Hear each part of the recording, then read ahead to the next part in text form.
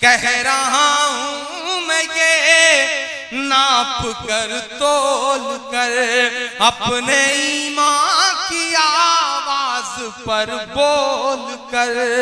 سواگت ہے دوستو آپ سبھی کا دیہات کی آواز میں آپ کے ساتھ محمد ارشاد. سنیں گے دوستو عمران پرتاپ گری کی ایک بہترین نظم. اس سے پہلے بتا دوں سخت ہاتھوں سے بھی چھوٹ جاتی ہیں انگلیاں، رشتے طاقت سے نہیں محبت سے تھامے جاتے ہیں. آئیے سنتے ہیں عمران پرتاپ گری کی نظم. تو آپ سے گزارش ہے ویڈیو کو لائک کیجیے اور چینل کو ضرور سبسکرائب آپ ان کیجیے. باتوں کو کیوں بھول جاتے ہیں؟ یہ بدنام کرنے کی سازشیں بند کریے، یہ گھر واپسی کی سازشیں بند کریے. آپ کبھی لب جہاد لے کر آتے ہیں، کبھی گھر واپسی لے کے آتے ہیں، کبھی گائے لے کے آتے ہیں، پھر کیرانہ لے کر کے آتے ہیں، اور اب آپ ذاکر نائک صاحب کو بدنام کرنے کی کوششوں میں لگے ہوئے ہیں. ہمارا عقیدہ بھی کیسا ہو، ہمارے مسلک الگ الگ ہوں، لیکن یہ برا دور ہے. میں آپ سے گزارش کرتا ہوں کہ مسلکوں کی لڑائی کو مسجد اور مدرسے تک محدود کریے.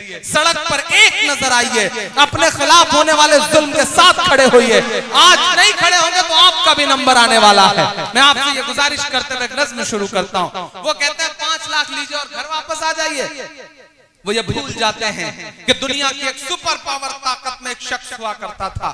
اللہ نے اس کو ایسا ہنر دیا تھا، اس کے پیروں میں ایسا جادو تھا کہ وہ جب پھرکتا تھا تو دنیا اربوں ڈالر لٹا دیا کرتی تھی. لیکن اس شخص کو کہیں سکون نہیں ملا تو اس نے اپنے چچیرے بھائی سے کہا کہ مجھے سکون کی تلاش ہے. چچیرے بھائی نے کہا سکون چاہتا ہے تو قرآن پڑھ. اس شخص نے قرآن پڑھی اور اس کے بعد اسلام میں داخل ہوا. اس شخص کا نام تھا مائیکل جیکسن. آپ ریٹ لگا رہے ہیں 5 لاکھ، یہاں اربوں ڈالر ٹھکرا کر کے لوگ اسلام کی پناہ میں آ رہے ہیں، اور آپ ریٹ لگا رہے ہیں 5 لاکھ. کچھ بات تو ہے میرے اسلام میں، کچھ بات تو ہے میرے اسلام میں کہ جس شخص کے مکے سے دنیا کانپتی تھی وہ سکون کی تلاش میں اسلام میں آ کر کے محمد علی ہو جاتا ہے. کچھ بات تو ہے میرے اسلام میں صاحب، کچھ بات تو ہے میرے اسلام میں کہ یوسف یوحنا محمد یوسف ہو جاتا ہے.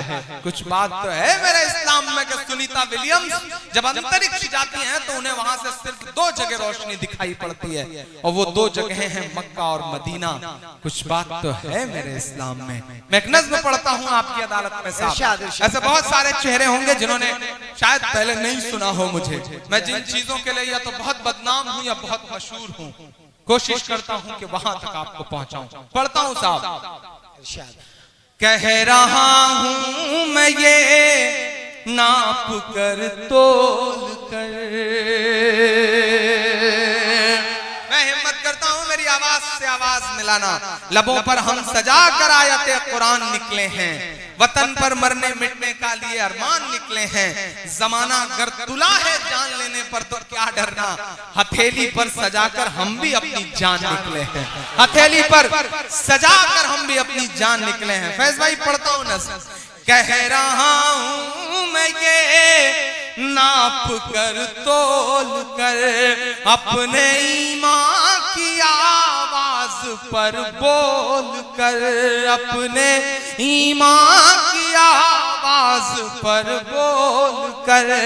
خواب گھر واپسی کا جو بنتے ہیں وہ. اب آئیے دوستو ندائی ممبر و محراب کتاب سے سنتے ہیں ایسی شہادت. واہ عثمان تجھے کیسی بے مثال شہادت نصیب ہوئی. صبر و تحمل کا ایسا معیار قائم کر دیا کہ دنیا مثال لانے سے قاصر ہے. کسی کا خون نہیں بہایا. اسی دن 20 غلام آزاد کیے ہیں. جمعہ کا دن ہے، روزے کی حالت ہے. کچھ دیر قبل جانے دو عالم کی زیارت ہو چکی ہے. کلام اللہ کی تلاوت میں مصروف ہیں اور خون بھی قرآن کے تقدس اور آگ پر گرتا ہے. جب قیامت کے دن وہ عدالت قائم ہوگی جس میں انصاف کے سوا کچھ نہ ہوگا تو مختلف لوگ اپنی مختلف نیکیاں اور قربانیاں لے کر حاضر ہوں گے. ان میں شہداء بھی ہوں گے، مگر کسی شہید کی شہادت کی گواہی تلوار کی دھاریں دے گی، کسی کی شہادت کی گواہی نیزے کی انی دے گی، کسی کی شہادت کی گواہی پھانسی کا پھندا دے گا، کسی کی شہادت کی گواہی زمین کا فرش دے گا، کسی کی شہادت کی گواہی جیل کی کال کوٹری دے گی، کسی کی شہادت کی گواہی بندوق کی گولی دے گی. مگر اے عثمان تو کتنا خوش نصیب ہے، شہید ہے کہ تیری شہادت کی گواہی رب کا قرآن دے گا. اور قرآن کریم کی جس آیت کریمہ پر آپ کا مبارک خون گرا وہ تھی فَسَيَكْفِيكَهُمُ اللَّهُ وَهُوَ السَّمِيعُ الْعَلِيمُ، اللہ تمہیں کافی ہے اور وہ سننے اور جاننے والا ہے۔ اگر اس آیت کریمہ کا بامحاورہ ترجمہ کیا جائے تو یوں ہو سکتا ہے کہ اللہ ان سے نمٹ لے گا، اور اللہ کا نمٹنا تو پھر اللہ ہی کا نمٹنا ہے، وہ جسے نمٹ سکتا ہے کوئی دوسرا کیسے نمٹ سکتا ہے۔ اللہ قاتلین عثمان سے ایسا نمٹا کہ اس کا نمٹنا تاریخ میں مثال بن گیا، اور حرم عثمانی سے دست درازی کرنے والے دیکھنے اور سننے والوں کے لیے عبرت کا سامان بن گئے۔ محمد بن ابی بکر کے مخالفین نے انہیں گدھے کی کھال میں بند کر کے مصر میں جلا دیا۔ ابو قلابہ کہتے ہیں میں نے ملک شام میں ایک شخص کو دیکھا، اس کے دونوں ہاتھ اور دونوں پاؤں کٹے ہوئے تھے، وہ چلا چلا کر کہہ رہا تھا ہائے دوزخ کی آگ، ہائے دوزخ کی آگ۔ میں نے پوچھا کہاں ہے آگ؟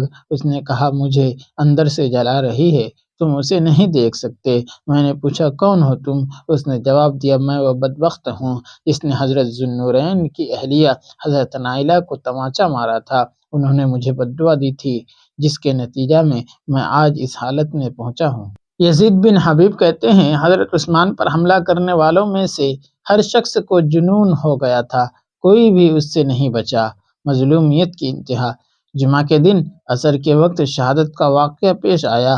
2 دن تک لاش بے گور و کفن پڑی رہی۔ حرم رسول میں قیامت تھی، باقیوں کی حکومت تھی، ان کا تسلط تھا، ان کے خوف سے کسی کو علانیہ دفن کرنے کی ہمت نہیں ہو رہی تھی۔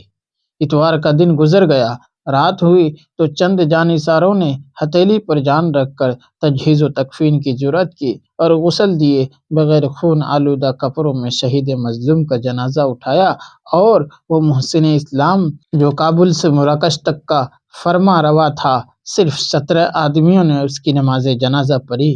دوستو ویڈیو کے آخر میں آپ سے گزارش ہے اگر ویڈیو پسند آئی ہو تو ویڈیو کو لائک کیجیے اور چینل کو ضرور سبسکرائب کیجیے۔